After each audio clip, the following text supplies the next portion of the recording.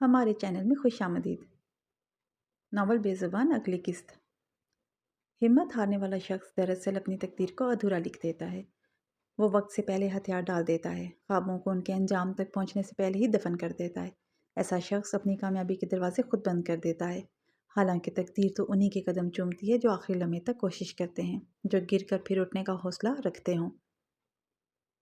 سلیمان اور فارس اپنی پوری ٹیم کے ساتھ اندھیری رات کے سائے میں اس جگہ پہنچے جہاں معصوم بچوں کو قید کر کے رکھا گیا تھا۔ باقی کلندر ٹیم بھی مختلف سمتوں میں بکھری ہوئی تھی، ہر ایک کے ذمہ الگ کام تھا۔ ہوائیں گہری خاموش تھیں۔ سلیمان نے اپنی پوری ٹیم کو پہلے ہی سمجھا دیا تھا کہ یاد رکھنا، ہم یہاں دشمنی نبھانے نہیں، صرف معصوم جانیں بچانے آئے ہیں۔ جانی نقصان کم سے کم ہونا چاہیے کیونکہ معصوم بچوں کا ساتھ ہے۔ ہماری کوئی بھی جلد بازی ان بچوں کو نقصان دے سکتی ہے۔ پوری ٹیم نے اس بات کی یقین دہانی دلوائی تھی کہ وہ لوگ بہت ہی احتیاط سے اس مشن کو سر انجام دیں گے۔ فارس نے تالے کی زنجیر بڑی مہارت سے توڑی۔ اندر سے دبے دبے سے سکنے کی آوازیں آئیں۔ اس نے کانپتے ہوئے ننھے ہاتھ تھامے اور مدھم آواز میں کہا، خاموش رہو بچوں، تم سب اب آزاد ہو۔ جیسے ہی وہ بچوں کو نکالنے لگے، ایک پہرے دار نے شور سن کر سلیمان پر گولی چلا دی۔ سلمان بھائی، فارس چلایا۔ گولی سلیمان کے بازو کو چیرتی ہوئی نکل گئی۔ خون بہنے لگا، مگر سلیمان نے ہونٹ بھینج کر بچوں کو اپنی پشت کے پیچھے چھپا لیا۔ یہ وقت رکنے کا نہیں، آگے بڑھو۔ سلمان نے زخمی ہاتھ سے بھی ایک بچے کو اٹھایا اور تیز قدموں سے نکلنے لگا، مگر فارس کو شدید قسم کی تشویش لاحق تھی۔ سلمان کے بازو سے بے تحاشا خون جو بہہ رہا تھا۔ فارس نے جلدی سے پوری ٹیم کو اطلاع دی۔ ٹیم کے باقی افراد نے دھوئیں کے بم چھوڑے، یوں پورا احاطہ دھندلا ہو گیا۔ دھوئیں اور شور میں دشمن بھٹک گئے اور بچوں کو خفیہ راستے سے نکال کر محفوظ جگہ پہنچا دیا گیا۔ حد سے زیادہ بلیڈنگ ہونے کی وجہ سے سلیمان غنودگی میں جا رہا تھا۔ فارس اس کا چہرہ تھپ تھپا رہا تھا۔ میری طرف دیکھیں سلمان بھائی، ادھر دیکھیں، آپ ہمت سے کام لیں، آپ نے ہوش نہیں کھونے، کچھ ہی دیر میں پوری ٹیم یہاں پہنچ جائے گی، مگر آپ کو تب تک خود کو جگائے رکھنا ہے۔ بھائی ہوش میں رہو، آنکھیں کھولو، میری آواز سنو۔ سلمان نے اب زور کی سانس لی، مگر اس کی آنکھیں دھندلی سی تھیں۔ سلمان نے ایک بے جان سی مسکراہٹ کے ساتھ آنکھیں موند لیں۔ اس کا جسم اب ٹھنڈا پڑ رہا تھا، مگر چہرے پہ ایک عجیب سا سکون تھا۔ اسے خوشی تھی کہ وہ ان معصوموں کو بچانے میں کامیاب رہا۔ فارس نے گاڑی کی رفتار بڑھا دی۔ وہ بار بار پیچھے مڑ کر سلیمان کو دیکھ رہا تھا، جو اب بالکل ساکت ہو چکا تھا۔ سلمان بھائی، ہمت مت ہارنا پلیز۔ فارس کی آواز بھرائی ہوئی تھی۔ ہسپتال پہنچے ہی اسٹریچر لایا گیا۔ ڈاکٹروں کی ٹیم نے فوراً سلیمان کو آپریشن تھیٹر منتقل کر دیا۔ باہر فارس فرش پر بیٹھ گیا اور سر گھٹنوں میں دے لیا۔ اسے وہ لمحہ یاد آ رہا تھا جب سلیمان نے بچوں کو بچانے کے لیے اپنی جان کی پرواہ نہیں کی تھی۔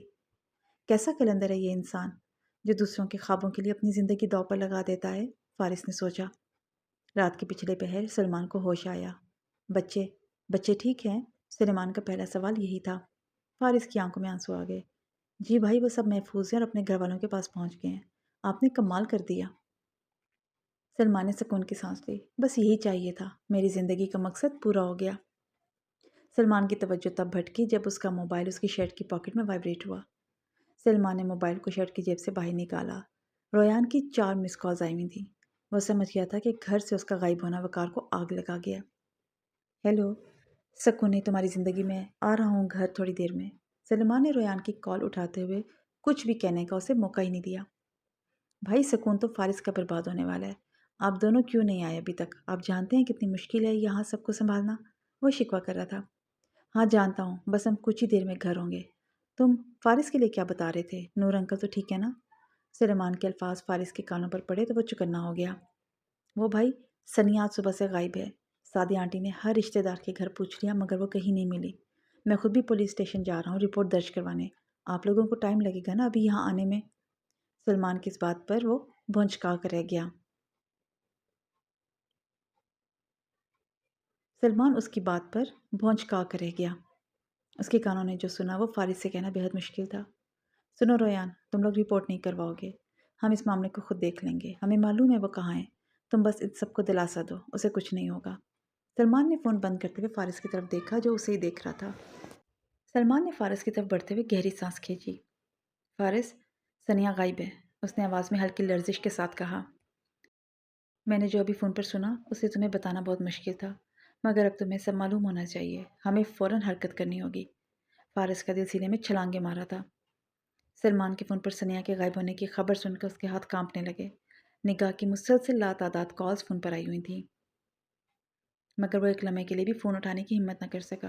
ہر ایک گھنٹی جیسے اس کے کانوں میں طبل کی طرح گونج رہی تھی۔ फारिस, तुम मुझे सुन रहे हो? मैं क्या बोल रहा हूँ? उठो मेरे कलंदर, हमने तो अपने शहर की बच्चियों की इज्जत बचाने की कसम खाई है, तो अपनी बच्ची के दुश्मनों को तो जहन्नुम वासिल करना बनता है। अगर ये सब अदनान ने किया है तो यकीन रखो भाई, पूरी तसल्ली से मारूंगा। सीसीटीवी मॉनिटर की मध्यम रोशनी सलेमान और फारिस के चेहरे पर पड़ रही थी। वीडियो बार बार प्ले हो रही थी और सनिया को दरवाज़ा खोलते फिर किसी ने उसका बाजू पकड़कर खींचते हुए बाहर घसीटने का मंजर, जैसे दोनों के दिलों में कीले गाड़ रहा था। बेवकूफ़ी क्यों कर दी उसने? सलेमान बड़बड़ाया।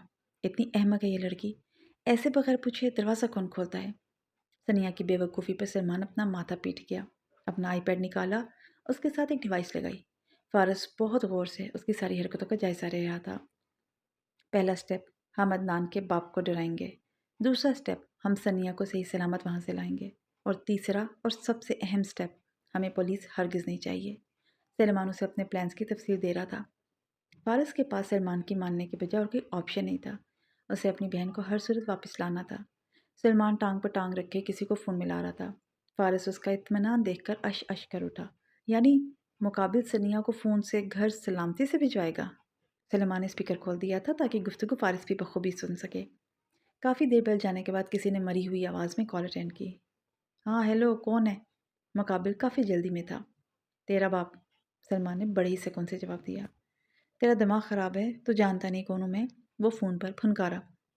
मुझे तुझे जानने का कोई शौक़ भी नहीं है। तुम्हारे पास सिर्फ 2 घंटे हैं। अपने बेटे से कहो कि जिस लड़की को उठा कर लाए हैं उसे इज़्ज़त और एहतराम से वापस उसके घर छोड़ें, वरना उसे तो कुत्ते की मौत मारूंगा, साथ तेरी भी सियासत को दफन कर दूंगा।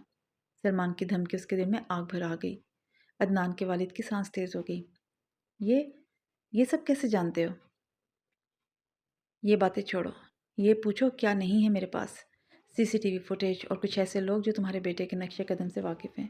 तुम अच्छी तरह जानते हो कि मेरे पास सबूत हैं, और सबूत के साथ जो मेरे पास ताकत है वो तेरी सियासत से को गड़े में डाल देगी। तुम्हारी साख, तुम्हारे तमाम प्रोजेक्ट्स, वो सब कुछ जो तुमने खून पसीने से बनाए हैं। फ़ोन की दूसरी जानिब अब संजीदा खामोशी छा गई। मगर तुम हो कौन? इस बहस में मत पड़ो कि मैं कौन हूँ। अपने बेटे को समझा दो। लड़की को खराश भी आई तो पूरे शहर में खुसरा बनाकर नचवाऊंगा। फ़ोन रखो और अदनान को समझाओ, लड़की 2 घंटे तक हमारे घर के दरवाजे पे होनी चाहिए, वरना ठीक 2 घंटे बाद तुम्हारे ससुराली बैंड बाजा बारात के साथ तुम्हारे घर के आगे होंगे। और यकीन मानो, मैं झूठ नहीं बोलता। सलमान कॉल को डिस्कनेक्ट कर चुका था। फारिस सवाली नज़रों से उसे देख रहा था। सलमान ने फारिस की नज़रों का मफहूम समझते हुए उसे वजाहत दी। ये कॉल अदनान को सनिया के साथ कुछ भी उल्टा सीधा करने से रोकेगी। अल्लाह ना करे मेरी बहन के साथ कुछ भी हो। फारिस सलमान की बात पर बुरी तरह तड़प उठा। अल्लाह ना करे फारिस, मगर ये ज़रूरी था। तुमने वीडियो में देखा कि सनिया को दवा सुंघाकर बेहोश किया गया, यानी कम से कम 5 से 6 घंटे वो बेहोश रहेगी। अब तक उसे होश आ चुका होगा, और मुझे पूरी उम्मीद है कि जितनी डरपोक और बेवकूफ़ वो है, अदनान को देखकर दोबारा बेहोश हो जाएगी। अदनान फ़िलहाल कोई गैर अखलाकी हरकत नहीं करेगा, और अब इस 2 घंटे में हमें सनिया को वापस लाना है। और कैसे लाना है, ये तुम मुझसे बेहतर जानते हो। सलमान ने मुस्कुराहट उसकी तरफ उछाली। मैं समझ गया। अब हमारा अगला कदम अदनान और उसके बाप की कॉल ट्रेस करना है, जहाँ से हम उनकी लोकेशन ढूंढेंगे, और ये काम हमारी टीम से बेहतर कौन कर सकता है? फारिस की आंखों की चमक से सलमान को अंदाज़ा हो गया था कि फारिस उसकी बात को समझ चुका है। और ठीक 2 घंटे बाद सनिया घर होगी। कमरे की फ़िज़ा बोझिल थी। हवा में क्लोरोफॉर्म की तलख बू अभी तक मुअल्लक थी। अंधेरा नीम तारीख लैंप की टिमटिमाती रोशनी से टकराता हुआ दीवारों से होता हुआ फर्श पर फैली गंदगी नुमाया कर रहा था। सनिया के लब खुश्क थे, आंखों के पपोटे भारी, जैसे किसी ने सदियों की नींद उड़ा दी हो। सांसें कहीं रुक रुक कर चल रही थी। उसने हल्का सा अपने होंठों को जुम्बिश दी, फिर पल के उठाई। रोशनी का एक धुंधला सा हाला उसकी नज़र में उतर आया। पहले पहले तो कुछ समझ में ना आया। आवाज़ें, साए और अफरा तफरी समझ ना आई। कानों में शोर सा गूंज रहा था, कभी किसी की कदमों की चाप। उसने अपनी भारी होती गर्दन को जुम्बिश दी, जो एक जगह पड़ी पड़ी अकड़ चुकी थी। शदीद दर्द की लहर सर से रीढ़ की हड्डी तक उतर गई। बेख्तियार सिसकारी उसके लबों से निकली। आंखें आधी खुली तो देखा सामने 2 खौफनाक चेहरों के साए खड़े थे। सख्त सुर्ख होती आंखें, हाथों में डंडे। होश में आ गई है, किसी ने करख्त आवाज़ में कहा। सनिया की निगाह दूसरी सिमत अटकी, और फिर वही होलनाक लम्हा। अदनान आगे बढ़ा, उसके बाल मुट्ठी में जकड़ लिए। इसका चेहरा झटके से पीछे को झुका, और अगले ही पल एक भारी थप्पड़ उसके रुखसार पर पड़ा। जलती हुई आग जैसे खून की रगों में दौड़ गई। एक जोरदार चीख सनिया के हलक से बरामद हुई। फारिस भाई! بھائی بچا لو مجھے، وہ بےتحاشا چلا رہی تھی۔ عدنان نے اس کی باریک چیخوں سے تنگ آ کر اپنے ہاتھ کانوں پر رکھ لیے۔ خاموش رہو، اس کی آواز گرجی، مگر وہ مسلسل چلاتی رہی۔ تنگ آ کر عدنان نے اس کے منہ میں کپڑا ٹھوس دیا۔ اب اس کی سانس بند ہونے لگی اور آنکھیں پھیل گئیں۔ خاموشی ہوئی تو عدنان پھنکارا، نہیں آئے گا آج تیرا بھائی اور نہ ہی تیرا وہ یار۔ یہ ہوتا ہے بدلہ۔ تم نے مجھے مجمع کے سامنے رسوا کیا تھا نا، اب میں بتاؤں گا رسوا کرنا کس کو کہتے ہیں۔ سنیا کی آنکھوں سے آنسو لڑکے، مگر وہ کچھ بول نہ پائی۔ اس کے لب کپڑے کے نیچے لرزتے رہے، دل کی دھڑکنیں تیز اور روح پر دہشت کا سایہ طاری تھا۔ اور پھر سلیمان کی بات سچ ثابت ہوئی۔ وہ زیادہ دیر اپنے ہوش میں نہ رہ سکی۔ ٹھیک 5 منٹ بعد وہ ہوش حواس سے بیگانہ ہو چکی تھی۔ الو کے پٹھے فون اٹھا میرا۔ عدنان کا والد شدید تیش کے عالم سے کال ملا رہا تھا، مگر عدنان ان کی کال نہیں اٹھا رہا تھا۔ انہوں نے آخری بار پھر ٹرائی کیا تو موصوف نے اٹھانے کی زحمت کر ہی لی۔ گھٹیا ترین انسان، کب سے تجھے فون کر رہا ہوں، کدھر مر گئے تھے تم؟ وہ پھٹ پڑے۔ آواز اتنی بلند تھی کہ کمرے کے دور و دیوار لرزتے محسوس ہوئے۔ کیوں اٹھا کر لایا اس لڑکی کو؟ بولو، منع کیا تھا نا کہ الیکشن سے پہلے ایسا ویسا کچھ مت کرنا۔ میری بات کان کھول کر سن، میں نے تمہارا پاسپورٹ اور تمہارا اکاؤنٹ دونوں فریز کر دیے ہیں۔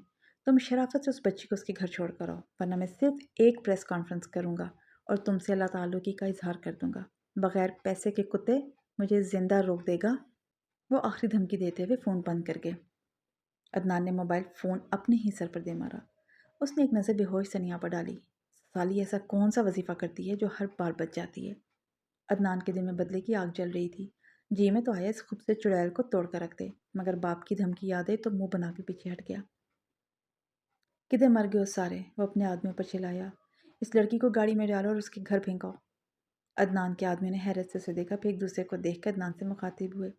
آپ نے تو کہا تھا آج رات یہاں محفل سجے گی، ہمارے لیے بھی کوئی بندوبست کریں گے، مگر آپ تو لڑکی واپس بھجوا رہے ہیں۔ آپ کہیں تو آپ کا کام ہم آسان کر دیں؟ وہ بے شرمی سے اسے آنکھ مارتے ہوئے بولا۔ تیرے باپ کی شادی ہے جو یہاں محفل سجائے گا، جتنا کہا اتنا کر۔ ہاتھ بھی لگایا اس لڑکی کو تو میرا باپ تجھے خسرا بنا کر تیری محفل ضرور سجائے گا۔ اب اٹھاؤ اسے اور احتیاط سے اسے چھوڑ کر آؤ۔ عدنان ان کو حکم دیتا وہاں سے نکلا تو تھا، مگر اسے کیا معلوم تھا کہ اصل محفل تو اب سجنے والی ہے۔ اندھیری رات کے سناٹے میں جب گاڑی گودام کے پاس رکی تو ہر طرف قدموں کی چاپ اور دل کی دھڑکنیں سنائی دے رہی تھی۔ فارس اور سلیمان دونوں نے اپنے نقاب کس لیے، ایک دوسرے کو اشارہ کیا اور آہستہ آہستہ دیوار سے گودام کے اندر گھس گئے۔ اندر داخل ہوتے ہی وہ منظر دیکھ کر دونوں کی رگوں میں خون کھول اٹھا۔ کونے میں سنیا رسیوں سے جکڑی پڑی تھی، سر ڈھلکا ہوا، اور سامنے عدنان اپنی ٹانگ پر ٹانگ رکھ کے غرور سے بیٹھا تھا۔ اس کے ارد گرد 4 بندے تھے جنہیں وہ بری طرح ڈانٹ رہا تھا۔ ابھی وہ کچھ سمجھتے کہ اچانک فارس چیل کی طرح عدنان پر جھپٹا۔ ایسا لگا جیسے برسوں کا جمع کیا گیا غصہ ایک لمحے میں اس کے مکے میں سما گیا۔ ایک گھونسا سیدھا عدنان کی ناک پر پڑا اور وہ کرسی سمیت زمین پر جا گرا۔ جانتے ہو کس کی بہن کو ہاتھ لگایا ہے؟ فارس کی دھاڑ گونجی اور ساتھ ہی اس نے عدنان کا گریبان پکڑ کے اسے دیوار پہ دے مارا۔ اس کے منہ سے خون کا فوارہ بہنے لگا۔ کیوں اٹھا کر لائی اس معصوم بچی کو؟ بول۔ ایک اور کک فارس نے اس کے پیٹ پر رسید کی۔ میں نے ہاتھ بھی نہیں لگایا اسے، قسم لے لو۔ وہ ہوش میں ہوتی تو میں کچھ کرتا۔ وہ جیسے آئی تھی ویسی کی ویسی ہی ہے۔ وہ اٹک اٹک کر اپنی بات پوری کر رہا تھا۔ اس کے پیٹ میں شدید درد کی لہر دوڑی تھی۔ کتے، اسے ہاتھ بھی لگاتا تو تیرے یہ دونوں ہاتھ تن سے جدا کر دیتا، مگر تیرا انجام اس سے بھی بھیانک ہوگا، تاکہ آئندہ تم جیسے لوگ معصوم بچیوں کو کڈنیپ کرتے ہوئے 100 بار سوچو۔ فارس نے ایک زوردار ٹھوکر اس کی کمر پر ماری۔ وہ درد سے بلبلا اٹھا، پھر پاکٹ سے رومال نکال کر اسے سنگھایا، بالکل ویسے جیسے اس نے سنیا کے ساتھ کیا تھا۔ اب وہ اپنی جیب سے کوئی پیکٹ نکال کر جگہ جگہ گودام میں پھیلا رہا تھا۔ سلمان تیزی سے سنیا کی طرف بڑھا۔ اس نے رسی کاٹ کر اس کے ہاتھ کھولے۔ اے لڑکی سنو، سنبھالو خود کو۔ وہ بار بار اس کے چہرے پر تھپڑ مار رہا تھا، مگر وہ بے حس و حرکت پڑی رہی۔ سلیمان نے اس کا نام پکارا۔ ہوش میں آؤ، آ گئے ہیں ہم، تو محفوظ ہو۔ آنکھیں کھولو بے وقوف لڑکی۔ سنیا کے گال پر پہلے ہی سے تھپڑوں کے نشان تھے، جنہیں دیکھ کر سلیمان کے منہ سے بے اختیار نکلا، تھپڑ تو صحیح پڑا ہے، آئندہ بغیر پوچھے دروازہ تو نہیں کھولے گی کم از کم۔ اب ہوش میں آ جاؤ۔ اس نے سنیا کا ہاتھ اپنے ہاتھوں میں لیا، اس کی نبض چیک کی اور آہستگی سے اس کے بالوں کو ماتھے سے ہٹاتے ہوئے کہا، آنکھیں کھولو ورنہ ادھر ہی پھینک جاؤں گا۔ سنیا کا سر سلمان کے بازو پر ڈھلکا ہوا تھا۔ وہ مسلسل اس کے چہرے کو جھنجھوڑ کر جگانے کی کوشش کر رہا تھا۔ سلمان کا زخم لڑائی کے دوران بری طرح دکھ چکا تھا۔ اسے اب تکلیف محسوس ہونے لگی۔ اسے اپنی شرٹ گیلی محسوس ہو رہی تھی، شاید اب زخم رس رہا تھا۔ اسی لمحے قدموں کی چاپ سنائی دی اور فارس دوڑتا ہوا آ پہنچا۔ اس کی آنکھیں اس منظر کو دیکھ کر ساکت رہ گئیں۔ سلمان کے بازو سے خون بہہ رہا تھا اور سنیا نیم مردہ سی حالت میں پڑی تھی۔ سلمان بھائی، فارس لپک کر آگے بڑھا اور فوراً سنیا کا سر اپنی گود میں لے لیا۔ اس نے لرزتی آواز میں کہا، بچے آنکھیں کھولو، سنیا کچھ بولو۔ مگر سنیا تو جیسے ضد پہ اڑی تھی کہ آج وہ کسی قیمت پر ہوش میں نہیں آئے گی۔ فارس نے بے بسی سے لب بھینچے، پھر ایک جھٹکے سے اسے اپنے بازو میں اٹھا لیا۔ سلمان بھائی، آپ کے بازو سے خون بہہ رہا ہے، ہمیں ابھی ڈریسنگ کرنی ہوگی ورنہ آپ کی حالت بگڑ جائے گی۔ سلمان نے ایک لمحے کے لیے اپنے بازو پر نظر ڈالی جہاں خون تیزی سے بہہ رہا تھا، مگر بھی اس نے دانت بھینچ کر کہا، نہیں، پہلے یہاں سے نکلنا ہے، پولیس بھی بس پہنچنے والی ہوگی، رکنا بے وقوفی ہے۔ فارس نے سر ہلایا، ٹھیک ہے نکلتے ہیں، لیکن باہر نکلتے ہی سیدھا ہسپتال چلیں گے۔ میں اپنی بہن کو اور آپ کو کھونے کا رسک نہیں لے سکتا۔ تمہاری بہن کو کچھ نہیں ہوا، گاڑی میں جا کر پانی ڈالو اس پر ٹھنڈا، اٹھ کر بیٹھ جائے گی۔ اور اپنی بہن کو سمجھاؤ، آئندہ دروازہ بغیر پوچھے کبھی نہ کھولے، ایک ذرا سی بے وقوفی کہاں تک لے آئی اسے۔ اب عدنان کے ساتھ ہوش میں آنے کے بعد جو ہونا تھا اسے زندگی بھر یاد رہنے والا تھا۔ اس بار سلیمان نے اسے ایسا ٹریپ کیا تھا کہ اس کا باپ بھی اسے نہیں بچا سکتا تھا۔